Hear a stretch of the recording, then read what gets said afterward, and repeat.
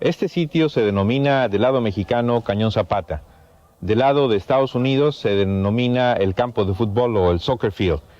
Como se puede observar, no hay absolutamente nada que defina o que distinga o que indique dónde empieza México o dónde empieza Estados Unidos. Esta es una clara evidencia de que el fenómeno de la migración indocumentada es un fenómeno que tiene dos dimensiones. Una dimensión de la realidad del mercado internacional de fuerza de trabajo, que tiene el componente de una demanda real desde Estados Unidos y una oferta real desde México. Está representado aquí en un sitio donde la geografía ayuda a este mercado internacional, en este sitio por donde ocurre el cruce más intenso de trabajadores migratorios indocumentados de los 3.000 kilómetros de frontera entre México y Estados Unidos.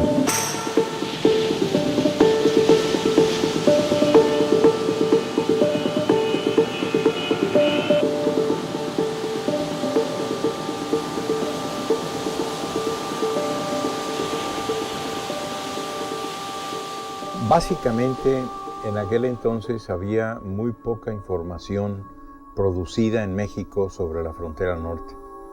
En realidad había, desde la perspectiva académica, una cierta indiferencia sobre la frontera norte. Claro que eso ha cambiado de una manera muy significativa, pero en aquel entonces la mayor parte de los datos sobre la frontera norte, sobre aspectos ligados al desarrollo económico, social, cultural, estaban en Estados Unidos. O sea que había una gran dependencia de los datos que estaban en fuentes de Estados Unidos respecto de toda la frontera norte. Cuando en mis estudios empecé a advertir que las relaciones fronterizas eran en cierto sentido o en mucho sentido distintas a las demás, a las relaciones sobre todo de capital a capital. Entonces me interesé mucho porque hubiera alguien que se dedicara a ese tipo de relaciones. Conocí a Jorge Bustamante y lo invité al Colegio de México a que fuera profesor encargado de estudiar las relaciones a nivel fronterizo. Jorge tenía experiencia en cuestiones de migración. Y después creamos dentro del Colegio de México un programa de estudios sobre la frontera norte, que fue el embrión de lo que después sería el Colegio La Frontera, porque un buen día decidimos que era mejor estudiar la frontera in situ que estudiarla desde la Ciudad de México.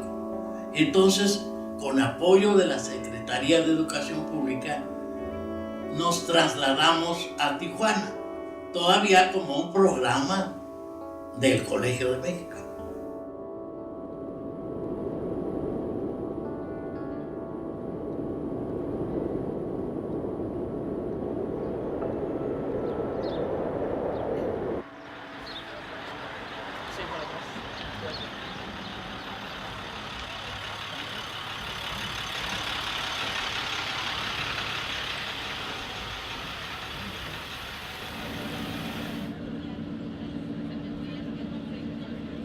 El valor que tiene el colegio como centro de investigación público del CONACYT es que de cierta forma reivindica el quehacer de las ciencias sociales y de las humanidades en un ambiente científico que a menudo se encuentra saturado por esta visión de que la ciencia tiene que ser dura, tiene que ser exacta.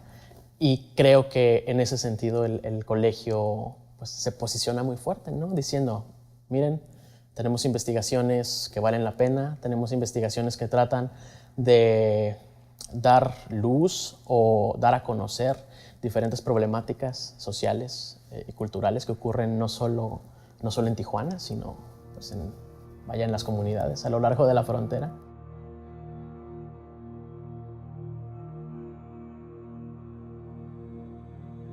Yo supe del colegio alrededor de 1982, 1983, cuando ellos recién llegaban a la ciudad.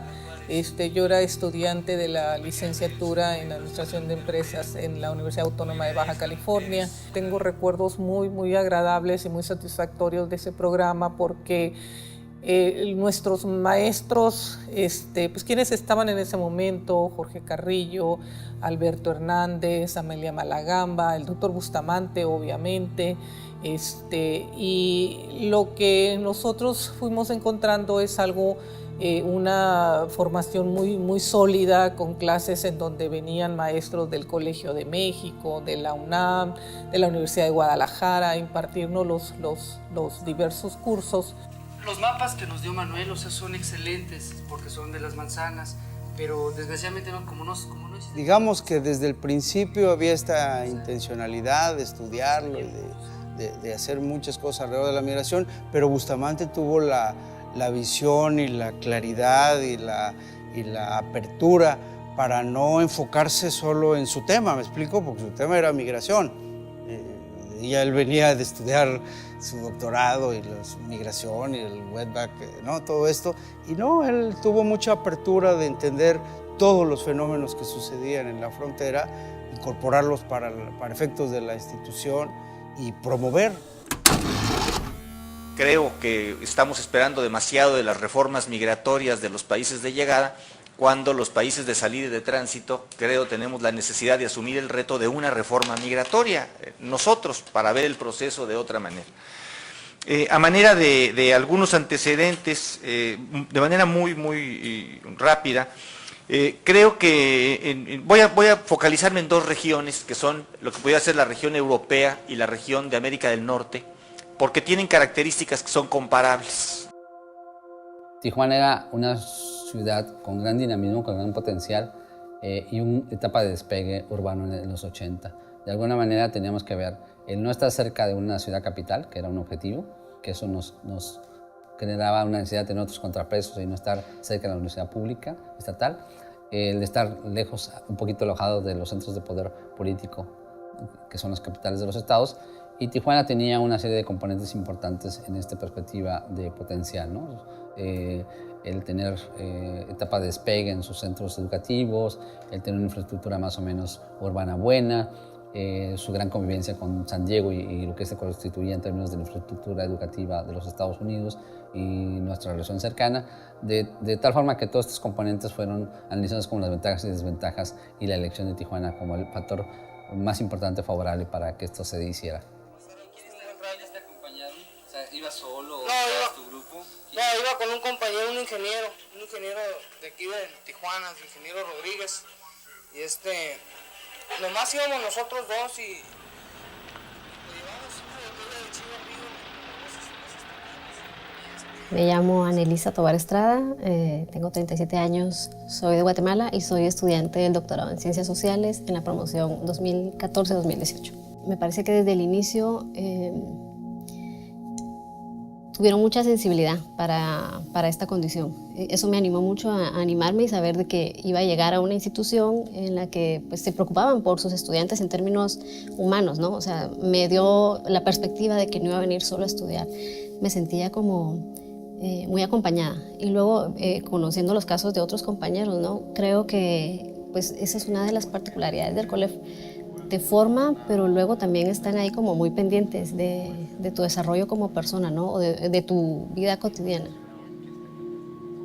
Solo existía una maestría, eso te estoy diciendo del 88 al 90. Ya luego, ahorita ya contamos con 10 programas, 3 de doctorado y 7 de maestría.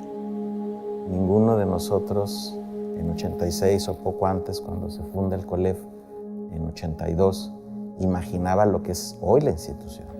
Había obviamente muchos sueños sobre la construcción de una institución de estas características, pero hoy claramente es un éxito como institución científica, como institución de formación de jóvenes y como una institución que influye en su entorno y en la política pública nacional. Se trata de una cinta que logra ser netamente fronteriza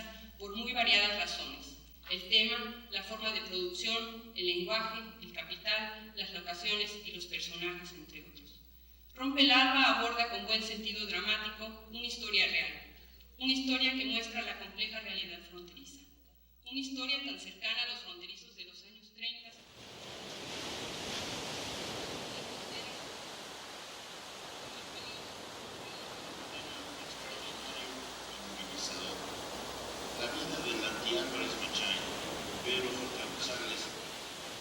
El nacimiento del Colegio de la Frontera Norte se da en un contexto pues adverso. Vino la devaluación del 82, había un escenario bastante complicado. Hubo una preocupación y un interés por vincular el proceso investigativo con el registro audiovisual. De hecho, los primeros trabajos de investigación que se hicieron, y en especial el trabajo sobre uso del idioma español, se hace en colaboración con Checo Ortiz, Sergio Ortiz, y en esta colaboración pues se va documentando videográficamente el trabajo de campo. Y eso sirve como insumo para reflexiones sobre el propio trabajo en reuniones que después se tenían.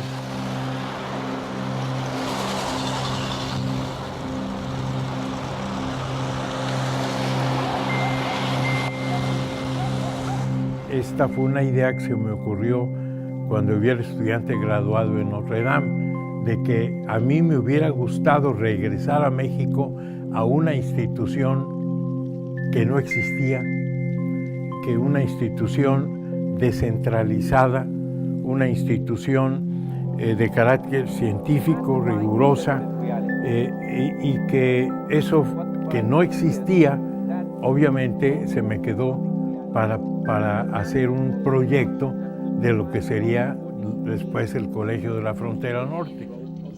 Pues yo creo que la satisfacción es ver que ese sueño que pensó Jorge Bustamante, que a veces lo pensamos como algo irrealizable, se concreta en la medida en que se crean muchos posgrados, que los posgrados tienen un reconocimiento en máxima certificación de CONACYT, que es certificación internacional, que seguimos creciendo en nuestra matrícula, que nuestro número de investigadores pues ya rebasa y es cercano a 120 investigadores, que seguimos teniendo sedes regionales que nos permiten seguir hacer investigaciones de carácter longitudinal y constante a lo largo de la frontera, y que tenemos un capital de diversificación en términos temáticos, de formación de profesiones de los investigadores, y que ya somos un referente en muchos temas de la frontera y otros temas inclusive no tan fronterizos.